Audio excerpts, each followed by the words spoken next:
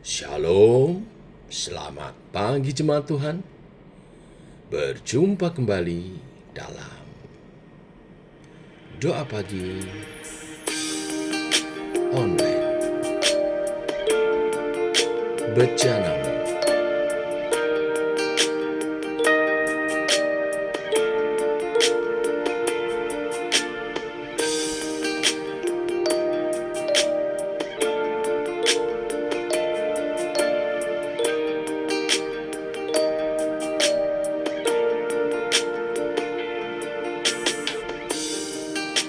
Kekuatan di jiwaku, ketenangan batinku, ada dalam hadirat-Mu, ku menyembah-Mu.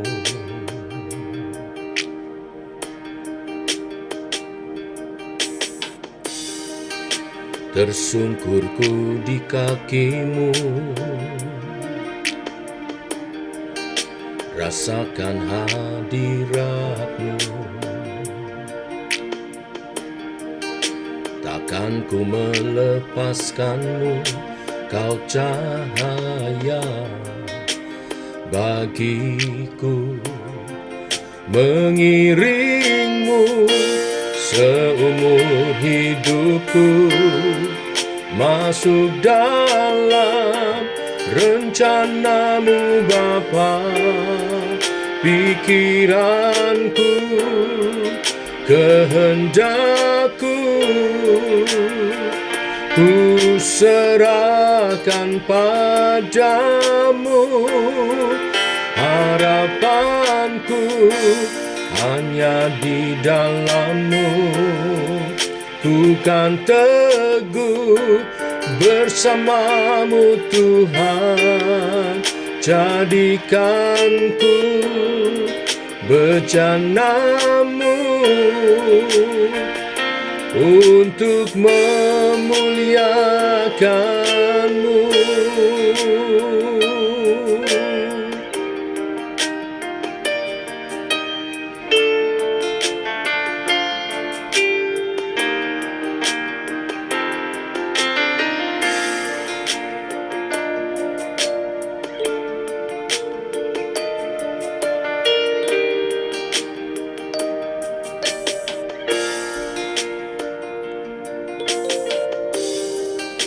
Kekuatan di jiwaku,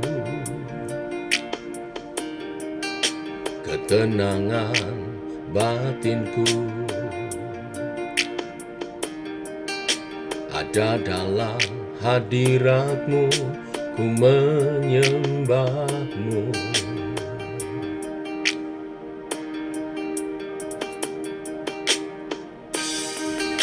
Tersungkurku di kaki-Mu, rasakan hadirat-Mu. Takkan ku melepaskan-Mu, Kau cahaya bagiku.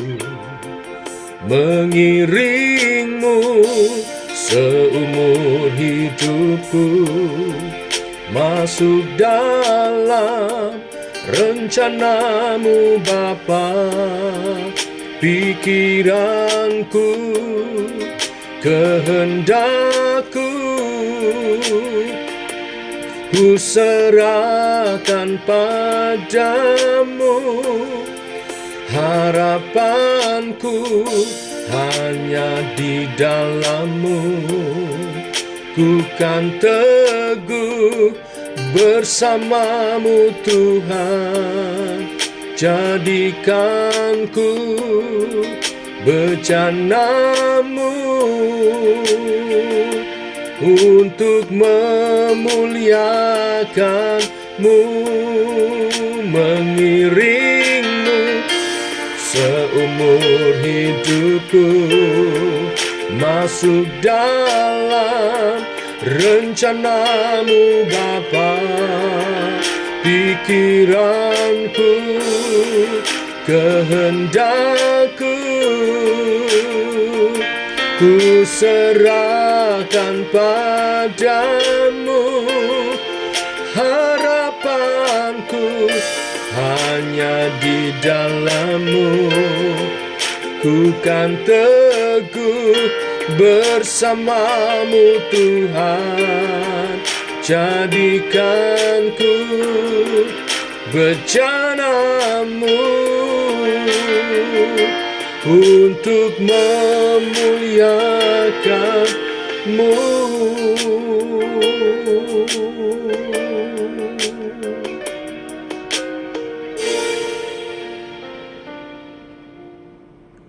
Tiba waktunya untuk kami merenungkan firman-Mu. Firman-Mu lah suluh dan terang bagi jalan kami. Berfirman Tuhan, terangi jalan kami, tuntun langkah kami oleh kebenaran firman yang sebentar kami renungkan bersama. Dalam nama Tuhan Yesus Kristus. Amin. Bapak Ibu, kita lanjutkan renungan firman pada pagi hari ini. Kita lanjutkan pada Efesus pasal 2 ayat 1 sampai dengan yang ke-10. Demikian firman Tuhan. Kamu dahulu sudah mati karena pelanggaran-pelanggaran dan dosa-dosamu. Kamu hidup di dalamnya karena kamu mengikuti jalan dunia ini. Karena kamu mentaati penguasa kerajaan angkasa, yaitu roh yang sekarang sedang bekerja di antara orang-orang durhaka. Sebenarnya dahulu kami semua juga terhitung di antara mereka ketika kami hidup di dalam hawa nafsu daging dan menuruti kehendak daging dan pikiran kami yang jahat. Pada dasarnya kami adalah orang-orang yang harus dimurkai sama seperti mereka yang lain. Tetapi Allah yang kaya dengan rahmat, oleh karena kasih-Nya yang besar yang melimpahkannya kepada kita, telah menghidupkan kita bersama-sama dengan Kristus, sekalipun kita telah mati oleh kesalahan-kesalahan kita. Oleh kasih karunia kamu diselamatkan. Dan di dalam Kristus Yesus, Ia telah membangkitkan kita juga dan memberikan tempat bersama-sama dengan Dia di surga, supaya pada masa yang akan datang Ia menunjukkan kepada kita kekayaan kasih karunia-Nya yang melimpah-limpah sesuai dengan kebaikan-Nya terhadap kita dalam Kristus Yesus. Sebab karena kasih karunia kamu diselamatkan oleh iman. Itu bukan hasil usahamu, tetapi pemberian Allah. Itu bukan hasil pekerjaanmu, jangan ada orang yang memegahkan diri. Karena kita ini buatan Allah, diciptakan dalam Kristus Yesus untuk melakukan pekerjaan baik yang dipersiapkan Allah sebelumnya. Ia mau supaya kita hidup di dalamnya. Amin. Bapak Ibu, saya beri judul renungan pada pagi hari ini, dicipta untuk pekerjaan baik. Bapak Ibu, setiap kita orang percaya diselamatkan, bukan supaya kita masuk surga saja. Menurut perikop ini, bahwa kita diselamatkan karena Allah punya pekerjaan baik yang sudah disiapkan buat kita. Ayat 1-3 menjelaskan, dulu kita mati rohani maksudnya, tidak mampu berbuat baik. Kecenderungan hidup kita adalah kita hidup dengan pelanggaran-pelanggaran dan dosa-dosa. Kita hidup dengan nafsu duniawi, kedagingan dan segala pikiran jahatnya. Seharusnya kita menjadi orang-orang yang dimurkai Allah. Tetapi ayat 4-9 menjelaskan, Allah berinisiatif. Karena orang yang mati tidak bisa mengerjakan sesuatu, maka Allah menghidupkan kita, membangkitkan kita, menyelamatkan kita. Waktu kita tidak bisa apa-apa karena mati rohani, Allah bertindak. Kaya dengan rahmat-Nya dan kasih-Nya yang besar. Jadi bukan karena kita. Allah menghidupkan kita bersama Kristus. Allah membangkitkan kita bersama Kristus. Dan Allah mendudukkan kita bersama Kristus di surga. status kita diubah dari yang dimurkai menjadi bersama-sama di tempat surgawi. Ayat 89, karena kasih karunia kamu diselamatkan oleh iman. Itu bukan hasil usahamu, maka jangan ada orang yang memegahkan diri. Kasih karunia, hadiah dari Allah, kita peroleh dalam iman, bukan usaha kita. Jadi tidak ada tempat untuk menyombongkan diri. Semua kasih karunia. Tujuan Tuhan memberikan itu semua, menghidupkan kita, membangkitkan kita, mendudukkan kita bersama Kristus di surga. Itulah rangkaian karya penciptaan Tuhan yang terjadi di dalam Kristus. Saya katakan sebagai penciptaan ulang kita di dalam Kristus. Dia memberi identitas baru, posisi baru, yang kemudian ini semua dilakukan untuk sebuah misi baru, yaitu melakukan pekerjaan baik. Melakukan pekerjaan baik apa? Yang pertama secara vertikal, untuk menyembah Tuhan, beribadah kepada Tuhan, naikkan doa-doa, bersyafaat, membaca firman-Nya dan melakukannya, menjadi pelaku-pelaku firman Tuhan, menghadirkan kerajaan surga di bumi. Maka Tuhan Yesus mengajar kepada kita berdoa, jadilah kehendak-Mu di bumi seperti di surga. Ini pekerjaan baik yang pertama, secara vertikal kepada Allah. Lalu secara horizontal kepada sesama. Pekerjaan baik apa secara horizontal kepada sesama? Mengampuni, menolong, melayani, dan yang paling utama, memberitakan Injil. Kita hadirkan nilai-nilai kerajaan Allah, yaitu Injil, kebenaran, supaya setiap manusia di muka bumi ini boleh melihat Allah melalui kesaksian hidup kita. Itulah pekerjaan baik yang kedua. Tapi juga ada pekerjaan baik yang ketiga, yaitu pekerjaan baik secara personal. Kita juga harus hidup baik bagi diri kita sendiri. Apa itu? Segala sifat-sifat karakter Kristus, yaitu menguasai diri, jujur, rajin, jaga kekudusan, hidup berintegritas. Lakukan semua pekerjaan baik ini karena kita telah diciptakan untuk ini. Biarlah karya Kristus menjadi sempurna dan menjadi sukacitanya saat kita menjadi alat bagi kemuliaannya, sesuai dengan fungsi untuk apa kita diciptakan kembali, untuk memuliakan Kristus dengan pekerjaan-pekerjaan baik kita. Inilah berita firman hari ini. Biarlah menjadi berkat bagi kita semua untuk makin hidup dalam kemuliaannya, melakukan pekerjaan baik Tuhan. Vertikal, horizontal, personal. Tuhan memberkati.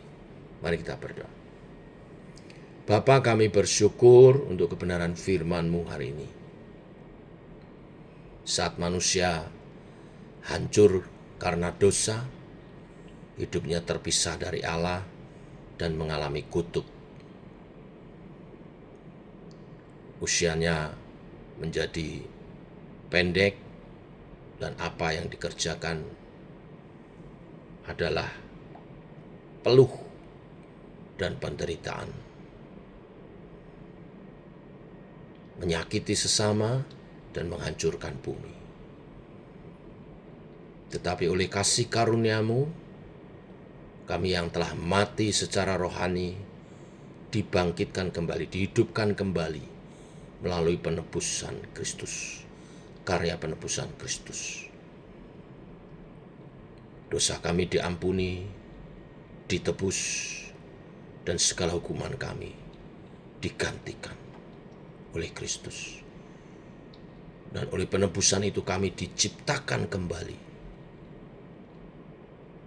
di dalam Kristus, dibangkitkan kembali, dan dipulihkan posisi kami duduk bersama Kristus di surga.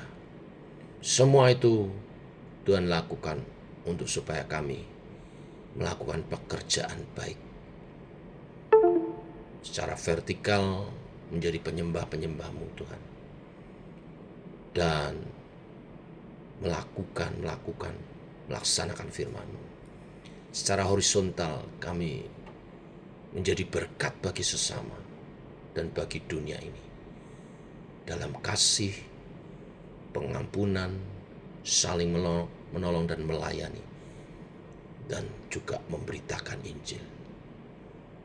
Dan secara personal kami hidup dalam kekudusan, menguasai diri, jujur, rajin, dan berintegritas sebagai ciptaan-Mu yang baru, yang mulia. Kami tidak hidup sembarangan. Kami menjaga hidup kami, tubuh, jiwa, roh kami untuk Tuhan. Berkati semua yang pagi ini berdoa bersama. Berkati teman-teman semuanya dalam perlindungan, berkat kasih dan rahmat-Mu. Berkati usaha pekerjaan kami, menghasilkan yang terbaik untuk masa depan lebih baik. Berkati anak cucu kami semua, buat mereka perkasa di bumi, hidup dalam takut akan Tuhan, kudus dan berkenan. Jaga lindungi pergaulan mereka, tatap masa depan mereka bagi kemuliaan nama Tuhan. Berkati komunitas GKI Sema, tempat di mana kami ditaruh oleh Tuhan untuk bertumbuh bersama. Makin hari makin serupa Kristus, menyatakan kerajaan Allah di bumi seperti di surga. Ini doa kami, dalam nama Tuhan Yesus kami berdoa. Amin. Demikian doa pagi kita Bapak Ibu. Jangan lupa nanti malam kita berhimpun di Komsel umum via Zoom. Tuhan memberkati. Shalom.